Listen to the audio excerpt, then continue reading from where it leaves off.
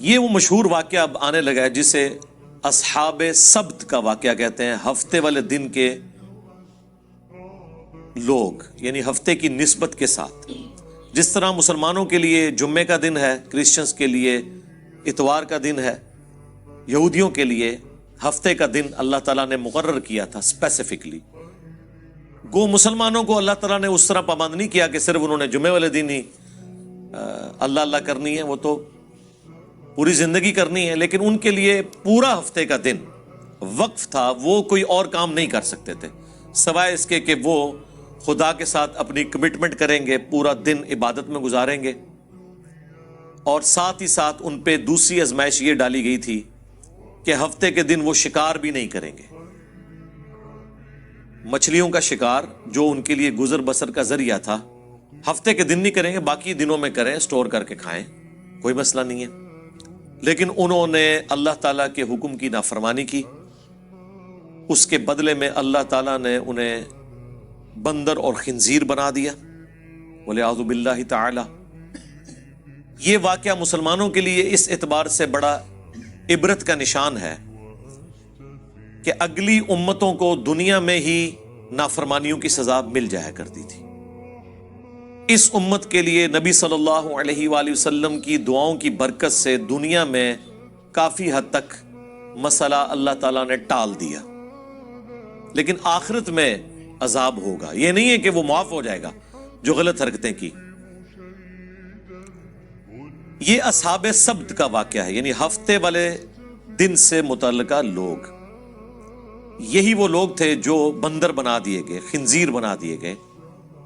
یہاں پہ یہ واقعہ آ رہا ہے، وہ انشاءاللہ ہم تفصیل سے کور کریں گے.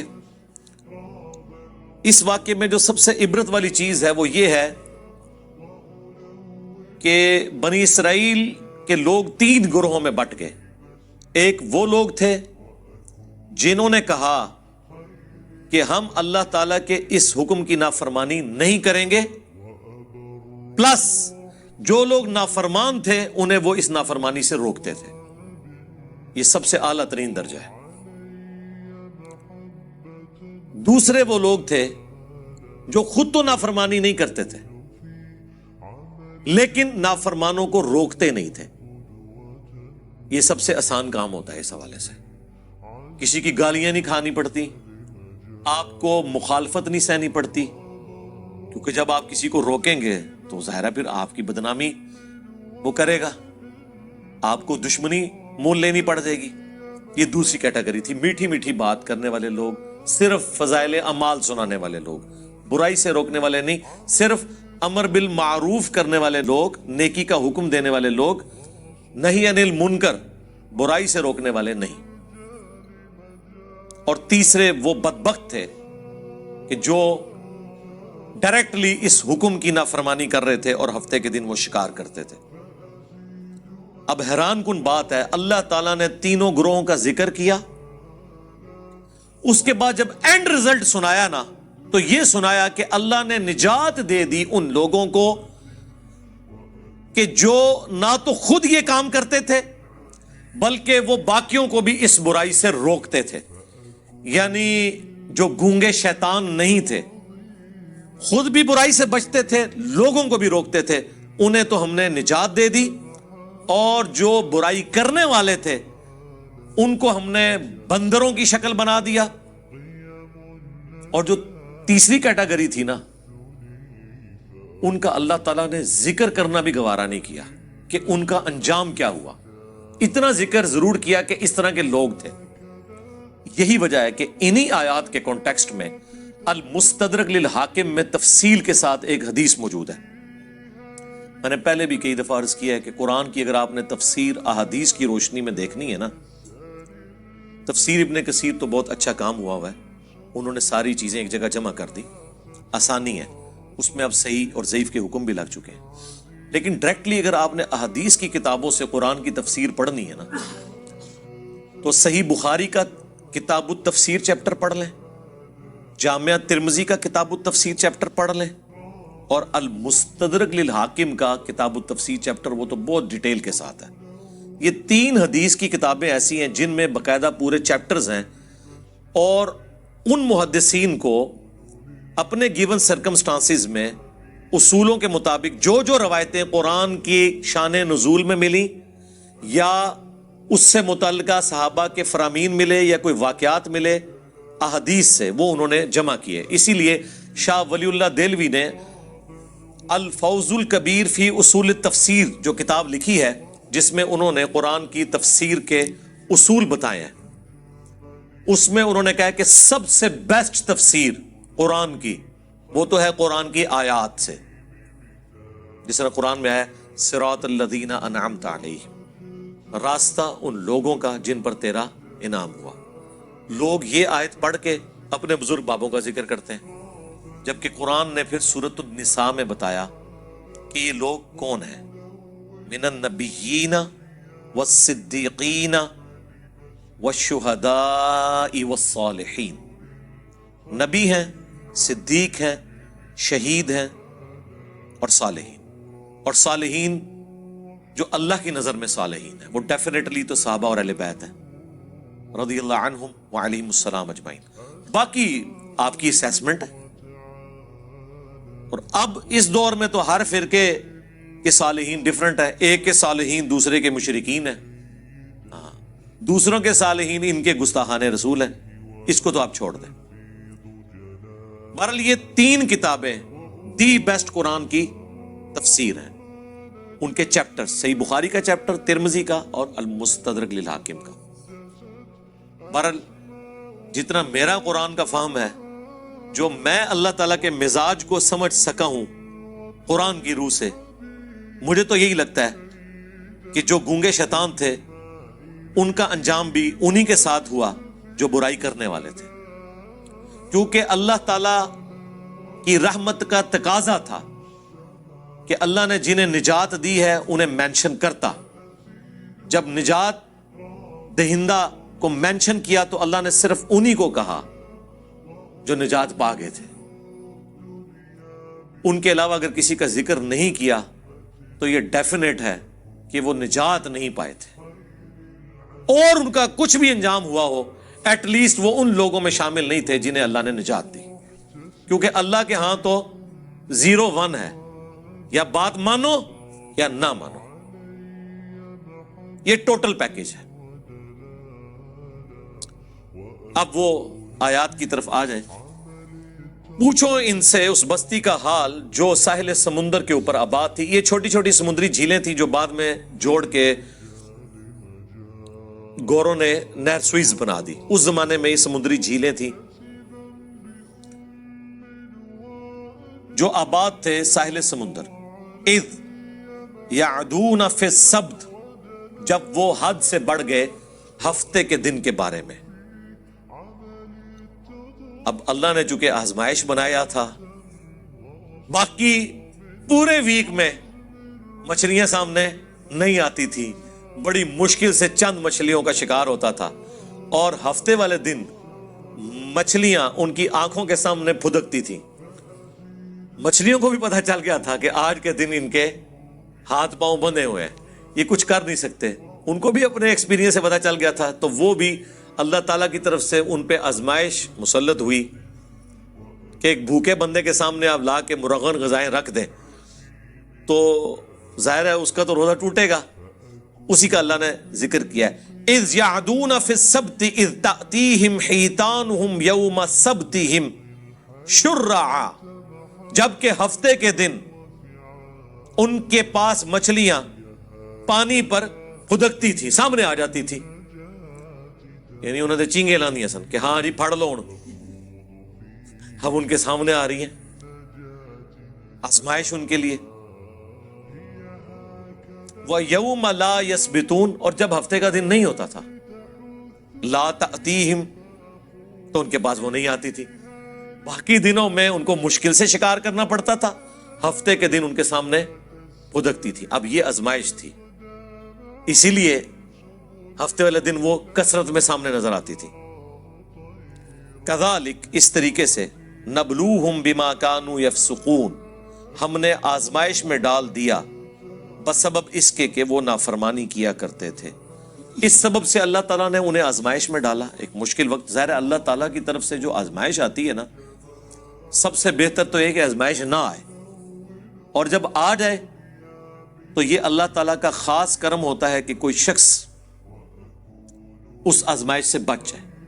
نبی علیہ السلام نے تو اسی لیے دعا کی ہے، جو میں نے اکثر آپ کو بتایا ہے، جامعہ ترمذی میں، مسند احمد میں اور مشکاۃ المصابیح میں بھی 748 نمبر حدیث ہے، جو نبی علیہ السلام کو خواب میں اللہ کی زیارت ہوئی تھی، اس میں آپ نے جو دعا کی تھی اور نبی علیہ السلام نے کہا کہ یہ میری دعا لے لو اور باقی لوگ بھی یاد کرو، اس میں یہ بھی الفاظ ہیں وَإِذَا أَرَدْتَ فِتْنَةَ فِي قَوْمٍ فَتَوَفَّنِي غَيْرَ مَفْتُونٍ، اے اللہ جب تو کسی قوم کو آزمائش میں ڈالے نا تو ہمیں اس آزمائش سے دور ہی رکھنا۔ ہاں، یہ نہیں ہے کہ انسان بہادر بن کے کہ اللہ میرے پہ آزمائشیں ڈال اور مجھے صبر دے، نہیں، یہ کہنا چاہیے کہ اے اللہ آزمائش سے دور رکھنا۔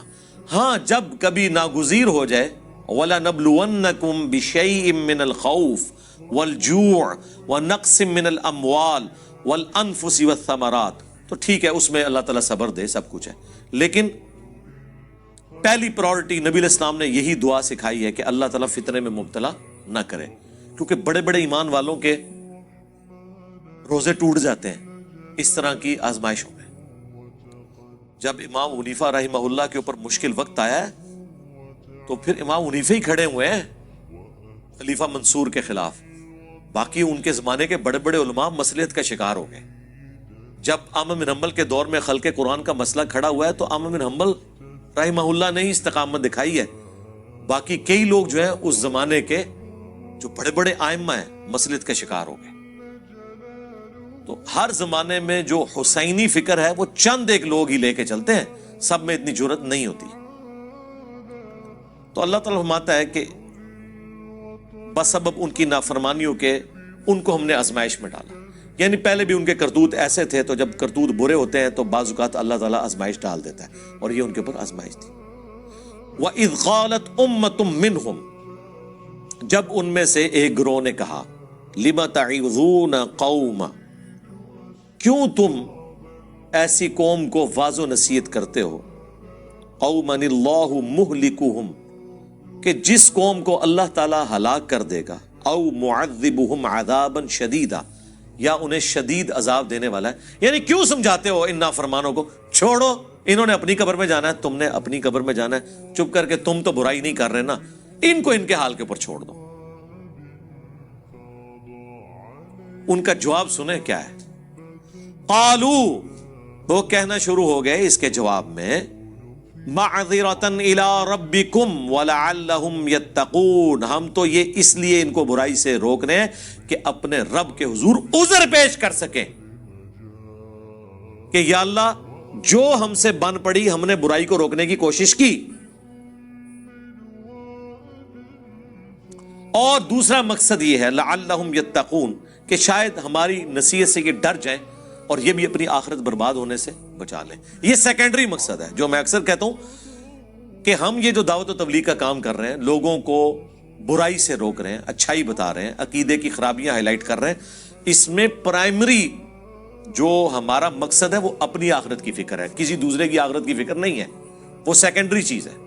سب سے پہلے تو ہمیں ہماری طرف سے پوری دنیا جہنم میں چلی جائے ہمیں تو فرق نہیں پڑتا، ہمیں تو فرق اس بات سے پڑتا ہے کہ ہم نہ کہیں جہنم میں چلے جائیں۔ پہلی ایفرٹ تو ہماری اپنی ذات کے لیے ہوگی، او انفسکم و اہلیکم نارا، بچاؤ اپنے آپ کو اور اپنے گھر والوں کو جہنم کی آگ سے، باقیوں کی بعد میں فکر کریں گے۔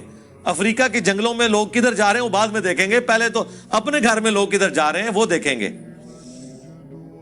پہلے تو ہم خود قرآن و سنت سے اپنی اصلاح کی کوشش کریں گے، تو ان کا اپنے رب کے حضور معذرت کر سکیں، ہم عذر پیش کر سکیں کہ یا اللہ ہم نے وہ چاروں شرائط پوری کی تھی، الا الذین آمنوا وعملوا الصالحات، یہ تو آسان ہے، ایمان لاؤ نیک اعمال کرو، لیکن وتواصوا بالحق، حق بات کی وصیت کرنا مشکل ترین کام، اور اس کے بعد اس کا منطقی انجام، وتواصوا بالصبر، پھر تکلیف آئے گی تو صبر اختیار کرنا ہے۔ یہ اتنا مشکل کام ہے کہ بڑے بڑے اہل ایمان وہ بھی بعض اوقات کمزور درجے کی طرف چلے جاتے ہیں۔ ہر بندے میں یہ حوصلہ نہیں ہوتا کہ حالات و واقعات کا وہ مقابلہ کر سکے. ہم ان پہ کوئی فتویٰ نہیں لگاتے جو اس طرح کرتے ہیں، لیکن ہم لوگوں کو یہ بتائیں گے کہ خدا کے لیے فرق سمجھو. لوگ کہتے تو ہیں کہ حسین ابن علی کے زمانے میں لوگ روکتے تھے ان کو کہ آپ وہاں نہ جائیں، یہ آپ کو شہید کر دیں گے. تو کیا وہ لوگ غلط تھے اور حسین ابن علی اکیلے ٹھیک تھے؟ میرے بھائی پہلے تو آپ اپنی اصلاح کریں.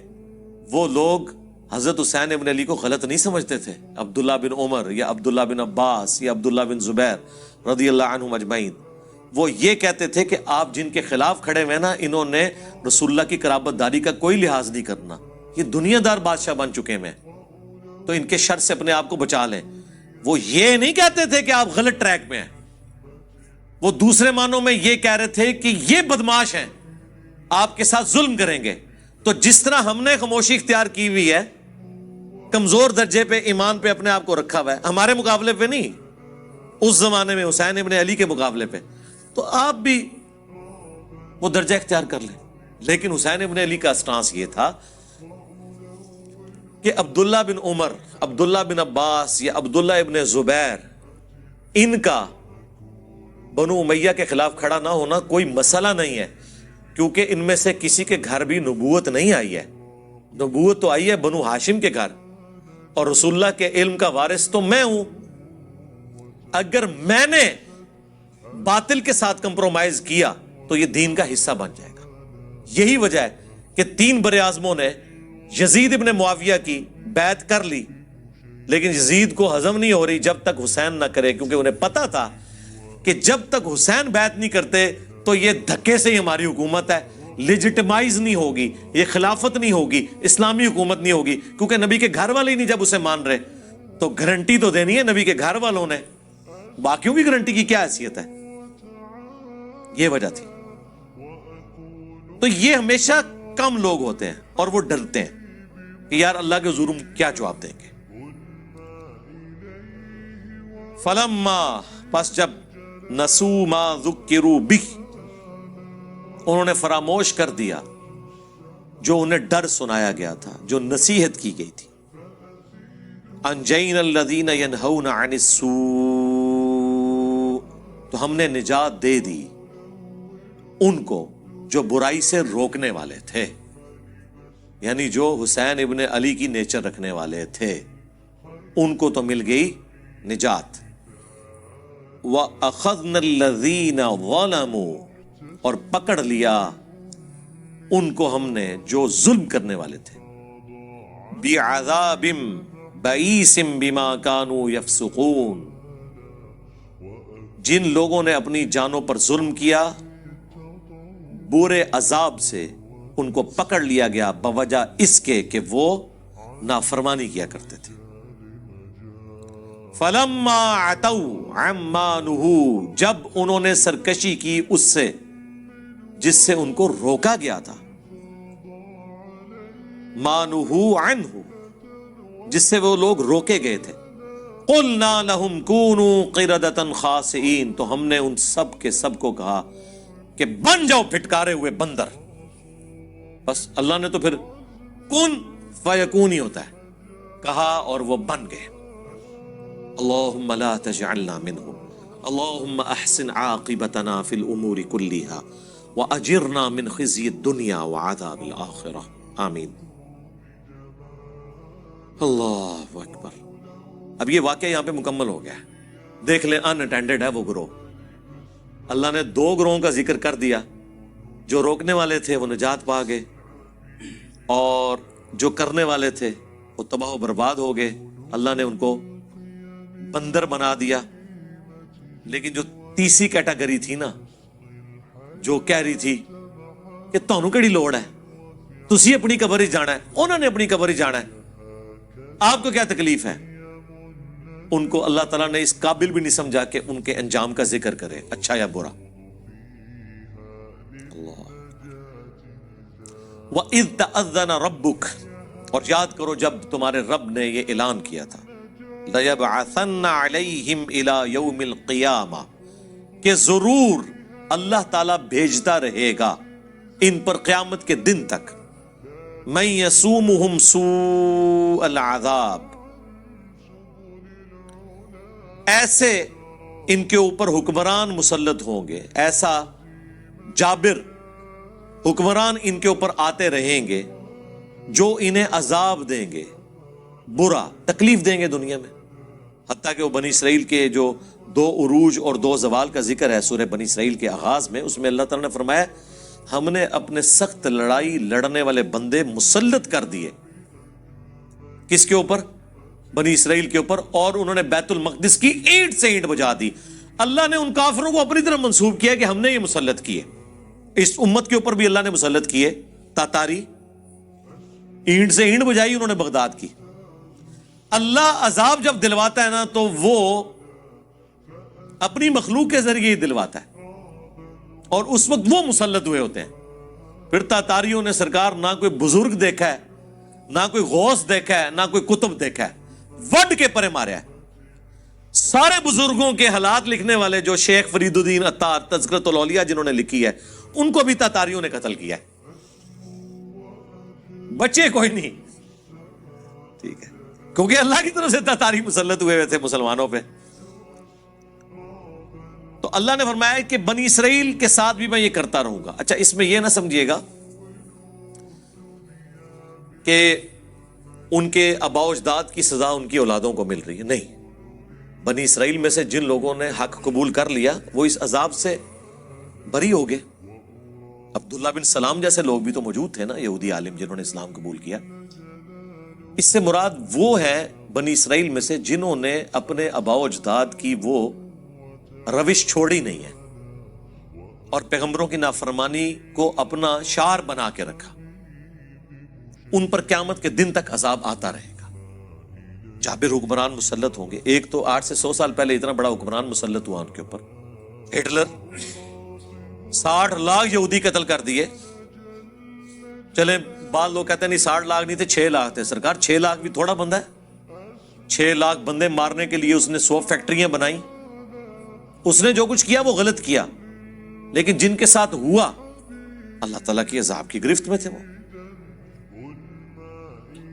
ان ربک لسریع العقاب، بے شک تیرا رب عذاب دینے میں جلدی فرمانے والا ہے، لیکن بعض اوقات ڈھیل بھی دے دیتا ہے، لیکن دنیا میں بعض اوقات تھوڑا بہت مزہ ضرور چکھاتا ہے، آخرت کا تو عذاب پکا ہے۔ وَإِنَّهُ لَغَفُورٌ رَحِيمٌ، اور سائملٹینیس کنٹراسٹ ہے، اور بے شک وہ ضرور بالضرور بخشنے والا مہربان ہے۔ یعنی آج بھی اگر کوئی دعوت حق قبول کر لے تو اللہ تعالیٰ اس کے اوپر مہربان ہے۔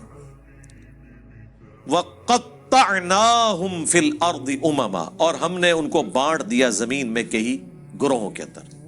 یہ بھی اللہ تعالیٰ کی طرف سے ایک سزا ہوتی ہے کہ آپ کی یونٹی ختم ہو جائے۔ آج مسلمان بھی دیکھیں نا کئی گروہوں میں بٹ گئے ہیں، فرقہ واریت کے اعتبار سے بھی، ایون لسانیت کے اعتبار سے بھی آج بھی وہ تفریق باقی ہے، اجمی اور عربی والی۔ سب کانٹیننٹ کے لوگوں کو عربی کس طرح ڈیل کرتے ہیں؟ اپنے غلاموں کی طرح۔ تو اس طرح کی تفریق شروع ہو جاتی ہے، پھر صرف جمعے کے خطبوں میں رہ جاتا ہے کہ کسی عربی کو اجمی پر، کسی کالے کو سفید پر، کسی سفید کو کالے پر، کسی سرخ کو سیاہ پر، کسی سیاہ کو سرخ پر، کوئی فضیلت حاصل نہیں ہے۔ مسند احمد میں جو خطبہ ہے رسول اللہ صلی اللہ علیہ وآلہ وسلم کا حجۃ الوداع کا، تقریروں تک تو رہتا ہے، لیکن جیسے ہی ممبر سے نیچے اترتے ہیں پھر وہ ڈیفرنس شروع ہو جاتے ہیں۔ منہم الصالحون، ان میں سے نیک لوگ بھی ہیں، ومنہم دون ذالک، اور کچھ اور طرح کے لوگ بھی ہیں جو برے اعمال کرنے والے ہیں۔ وبلوناہم بالحسنات والسیئات، اور ہم نے انہیں آزمایا نعمتیں دے کر بھی اور تکالیف کے ذریعے بھی، لعلہم یرجعون، تاکہ وہ ہماری طرف پلٹ آئیں۔ یہ اللہ تعالیٰ کا ایک سمجھ لیں ڈیوائن قانون ہے کہ دنیا میں اللہ تعالیٰ بعض اوقات تکلیف اس لیے بھی دیتا ہے کہ شاید اللہ کی طرف لوگ پلٹ آئیں۔ دنیا کی آزمائشیں اللہ کی طرف رجوع لانے کا ذریعہ بن جاتی ہیں۔ انڈیویجول لیول کے اوپر بھی آپ دیکھیں گے کئی لوگ ایسے ہیں، گھر میں جوان موت ہوئی، یا ماں مر گئی یا باپ مر گیا، تو وہ پہلی دفعہ جب دفنانے کے لیے قبرستان جاتے ہیں اور اس منظر کو اپنی آنکھوں سے دیکھتے ہیں تو دل میں رقت پیدا ہوتی ہے اور وہ کہتے ہیں کہ ٹھیک ہے اب ہم نے اللہ کی طرف آنا ہے. یہ دنیا میں تکلیف انسان کو بعض اوقات اس اعتبار سے نعمت بن کے آتی ہیں کہ اللہ کی طرف لوگ رجوع لے آئیں. تو اللہ تعالیٰ فرماتا ہے کہ ہم پھر ان کی اولادوں کو، بنی اسرائیل کی اولاد کو جو چلی وہ ساری نسل، تکلیف کے ذریعے آسائشیں دے کے ہر طریقے سے آزماتے رہے تاکہ وہ پلٹ آئے اللہ کی طرف. فخلف من بعدہم خلف، لیکن پھر جانشین ہوئے ان کے بعد وہ ناخلف لوگ، ورثوا الکتاب، جو کہ وارث ہوئے کتاب کے، یأخذون عرض ھذا الادنی، اللہ اکبر، جو کہ لیتے ہیں دنیا کا ادنا مال، وَيَقُولُونَ، اور ساتھ یہ بھی کہتے ہیں، یعنی دین بیچتے ہیں. اور ظاہر ہے اس سے مراد عام لوگ نہیں تھے، بنی اسرائیل کے علماء تھے. دین تو انہوں نے بیچنا ہے نا، عام لوگوں نے تو سبزی پیاز بیچنا ہے نا، ان کی تو دین کی دکانداریاں نہیں ہے نا، دین تو انہوں نے بیچنا ہے نا. غلط فتوے، اللہ کی آیات کو بدلنا، بیچنا، یہ علماء کا کام ہے. دنیا کے چند ٹکوں کے عوض. اور وہ ساتھ کہتے تھے سَيُغْفَرُ لَنَا، اللہ ان قریب ضرور ہمیں بخش دے گا. ہم بھی کہتے ہیں نا یا اللہ جو کچھ بھی ہے تیرے محبوب کی امت سے ہے. دیکھو جی کلمہ پڑھے جی ایک نہ ایک دن جنت چلے ہی جانا ہے. ایسی یہ وہی چیز، وہی مینٹیلٹی بنی اسرائیل کے اندر موجود تھی. کام چک کے رکھو، ایک نہ ایک دن چلے جائیں گے. وَإِن يَأْتِهِمْ عَرَضٌ مِثْلُ، اور اگر آ جائے ان کے پاس اتنا مال اور، یأخذوا، لے لیں گے.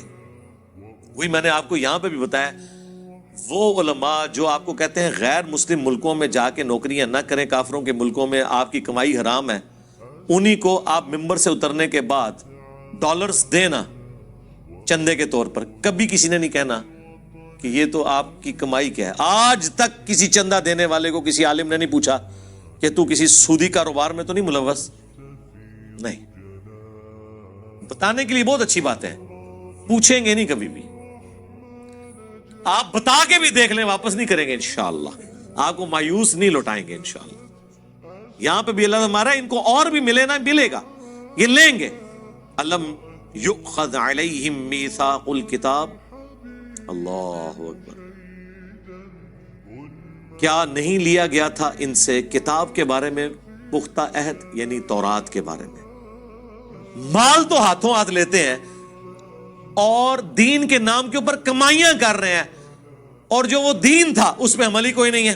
جیسا میں نے کہا یہاں پہ لوگوں نے بزرگیاں تو اویل کی ہیں قرآن و سنت کے نام پہ، اور قرآن و سنت پہ عمل نہیں ہے، بلکہ یہ کہتے ہیں قرآن و سنت ڈائریکٹ نہ پڑھو گمراہ ہو جاؤ گے. اگلے دن ہمارے لائیو سیشن میں ایک بندے نے سوال کیا کہ میں ادھر کرسچنز کے ملک میں ہوں، وہاں پادری بھی یہ کہتے ہیں کہ ڈائریکٹ انجیل نہیں پڑھنی گمراہ ہو جاؤ گے. تو وہ کہہ رہا تھا کہ یار یہ کیا وجہ ہے کہ سارا مذہبی طبقہ ایک جیسا ہی ہے. میں کہ ہاں، مولوی سارے ایک کو جینے پاویں، پادری ہون، پنڈت ہوں، چاہے مولوی ہوں مسلمانوں کے، یہ طبقہ ایک جیسا ہے. اس کی دو ریزن ہے. ایک تو یہ کہ انہیں یہ پتا چلے گا جب یہ کتابیں ڈائریکٹ پڑھیں گے نا تو کتابوں کا دین ان علماء سے مختلف ہوگا، تو ان کو سوال کریں گے حضرت اس میں تو یہ لکھا ہے آپ تو یہ کر رہے ہیں. دوسرا، ان کا جب دماغ کھلے گا اور ان سے سوال پوچھیں گے اکثر چیزوں کے جواب نہیں ان کو آتے ہوں گے. اور تیسرا، جو ان کا اسٹیبلش دین ہے جس کے اوپر وہ کمائیاں کر رہے ہیں، اس کے بالکل اپوزٹ دین قرآن و سنت کے اندر موجود ہے یا ان کتابوں میں. آج بھی ایک ان ایمبیگوس سٹیٹمنٹ ایسی نہیں تورات اور انجیل میں جو شرک کی طرف مائل کرتی ہو. وہ کتابیں تبدیل ہو کر بھی توحید کے اعتبار سے کامل ہیں، کیونکہ اگر توحید بھی اس میں ختم ہو جاتی پھر یہود و نصارہ کے لیے ہدایت کا کوئی ذریعہ نہ ہوتا. آپ کس کتاب سے ان سے بات کرتے ہیں؟ قرآن کو تو وہ مانتے ہی نہیں ہیں.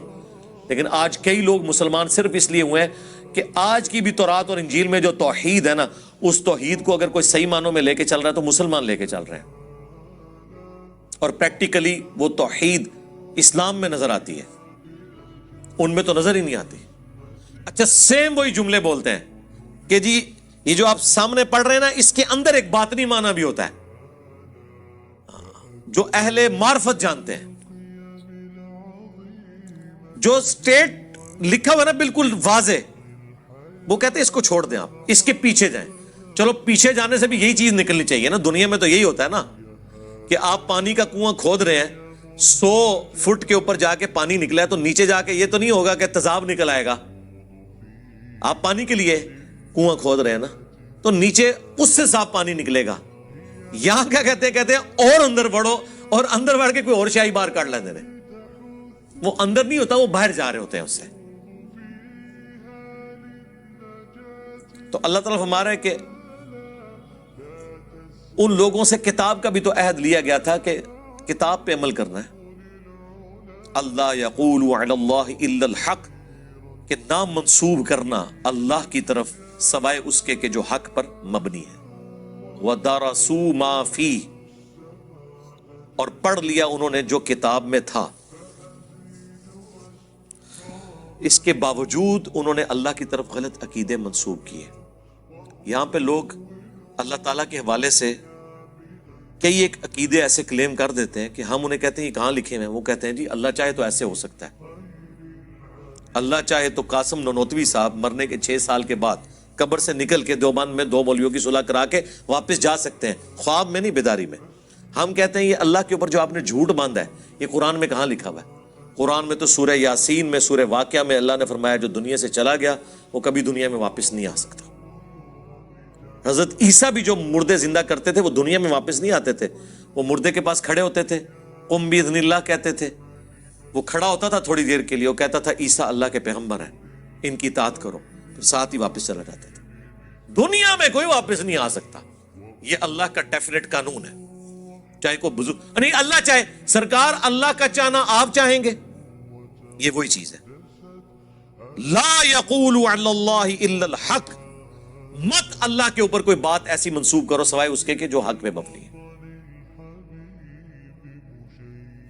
پڑھ لیے جو کچھ کتاب میں تھا. والدار الآخرۃ خیر للذین یتقون, اور جو آخرت کا گھر ہے وہ تو بہتر ہے ان لوگوں کے لیے جو پرہیزگاری کی روش اختیار کریں. افلا تعقلون, کیا تم اتنا بھی نہیں سمجھتے, اتنی عقل بھی نہیں رکھتے؟ یہ کانٹے کی بات ہے, کتاب کو فالو کرنا ہے اور آخرت کے لیے تگ و دو کرنی ہے. یعنی پورا دین یہی ہے نا کہ آپ نے اللہ کی وحی کو فالو کر کے آخرت اپنی بنانی ہے. پورا دین یہ نٹ شیل کے اندر ہی ہے, دین بیچ کے دنیا نہیں کمانی. والذین یمسکون بالکتاب, اور جنہوں نے مضبوطی سے پکڑا ہے کتاب کو, وَأَقَامُوا الصَّلَاةَ, اور قائم کرتے ہیں نماز. اِنَّا لَا نُضِيعُ أَجْرَ الْمُصْلِحِينَ, ہم کبھی ایسے لوگوں کا اجر ضائع نہیں کریں گے جو اصلاح کرنے والے ہیں, اپنی اصلاح بھی اور دوسروں کی اصلاح بھی, جو نیکوکاری کی روش اختیار کرنے والے ہیں, اللہ تعالیٰ ان کا اجر کبھی ضائع نہیں کرے گا. دنیا میں نے اکثر کہا ہے کہ یہ ہو سکتا ہے کہ کسی کی محنت ضائع ہو جائے, لیکن آخرت کے لیے جو آپ نے دنیا میں محنت کی ہے نا, اس کا اجر آپ کو ملنا ہے. کیونکہ دنیا کو اللہ نے آزمائش کے ساتھ جوڑا ہوا ہے, محنت کر کے بھی بعض اوقات آپ کا نقصان ہو جائے گا. آخرت کے لیے محنت کر کے نقصان نہیں ہوگا اگر آپ نے صحیح طریقے سے محنت کی ہے, جو کرنے کا حق ہے, صحیح ڈائریکشن میں کی ہے.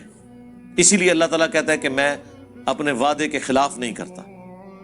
کوئی ذرہ برابر نیکی کرے گا تو وہ بھی دیکھ لے گا, ذرہ برابر گناہ کرے گا تو وہ بھی دیکھ لے گا. فَمَن يَعْمَلْ مِثْقَالَ ذَرَّةٍ خَيْرًا يَرَهُ وَمَن يَعْمَلْ مِثْقَالَ ذَرَّةٍ شَرًّا يَرَهُ. اب ایک اور بنی اسرائیل کے ساتھ بہت بڑا اللہ نے جو معجزہ کیا, تھریٹ کی انہیں, اللہ اکبر. وَإِذْ نَتَقْنَا الْجَبَلَ فَوْقَهُمْ, اور یاد کرو وہ وقت جب ہم نے اٹھا لیا تھا تم پر پہاڑ, كَأَنَّهُ ظُلَّةٌ, یہاں تک کہ وہ سائبان بن گیا. وَظَنُّوا أَنَّهُ وَاقِعٌ بِهِمْ, اور وہ گمان کرنا شروع ہو گئے کہ قریب ہے کہ یہ پہاڑ ہم پہ گر پڑے. اللہ تعالیٰ نے کوہ طور پہاڑ کو بلند کر کے بادل کی شکل میں 6 لاکھ بنی اسرائیل کے اوپر کروڑوں ٹن کا پہاڑ ہے. یہ دھمکی لگائی جا رہی ہے پکڑو تو رات کو, ادروائز ڈگیا جو توڑے ہوتے. اتنی وڈنی تھریٹ. خذوا ما آتیناکم بقوہ, پکڑو اس کو جو ہم نے تمہیں عطا کیا ہے پوری قوت کے ساتھ. قوت کے ساتھ یہ نہیں ہے کہ مطلب وہ گر نہ جائے, مراد یہ ہے کہ اس کے ایکشن کو فالو کرو, اس کی روح کو فالو کرو.